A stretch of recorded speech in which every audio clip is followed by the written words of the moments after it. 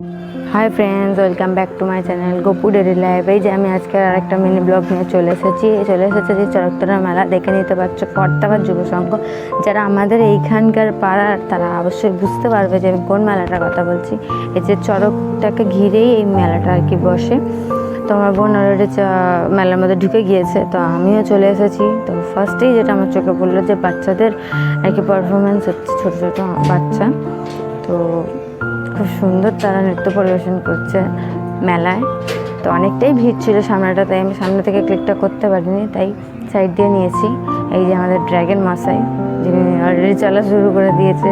তো এটা দেখে আমার বোনের জেদ তো স্টার্ট হয়ে গেছে, তাই চলে এলাম টিকিট কাটতে, যে যাতে আমরাও চড়তে পারি, ওর মজা নিতে পারি। দেখে নাও, দুটো টিকিট কিনে নিয়েছে। এই যে আমার বোন খুব এক্সাইটেড, সে দৌড়েছে তাড়াতাড়ি করে আর কি ড্র্যাগন উঠবে বলে।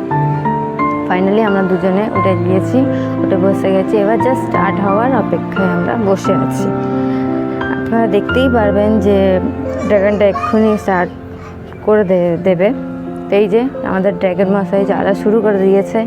তো খুবই ভালো লাগলো। এই যে সামনে দুটো বাচ্চাকে দেখতে পাচ্ছ, ওরা খুবই সাহসী, তারা না ধরেই আর কি খুব মজা নিয়ে জিনিসটা চড়ছে, মানে খুবই মজা করছে।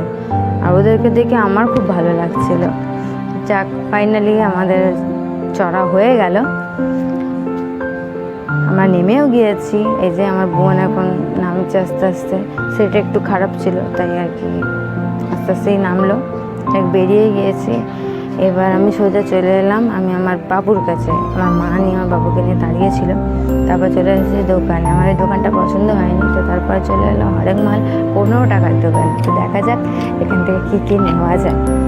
তো চুজ চলছে, কে কী নেবে না নেবে বাছাবাছি চলছে।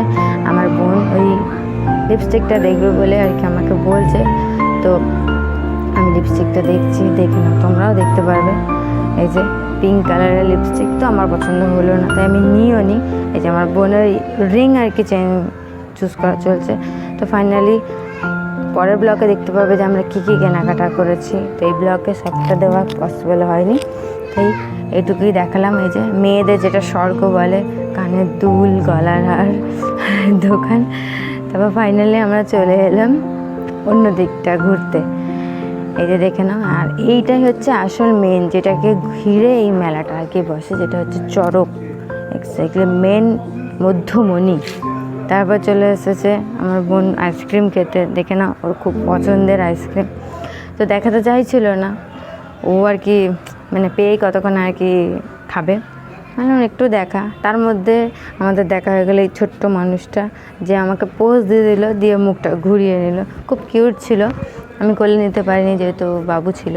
তারপর চলে এসেছি ভুট্টা খেতে। মেলায় এসেছি আর ভুট্টা খাবো না, তা কখনো হতে পারে?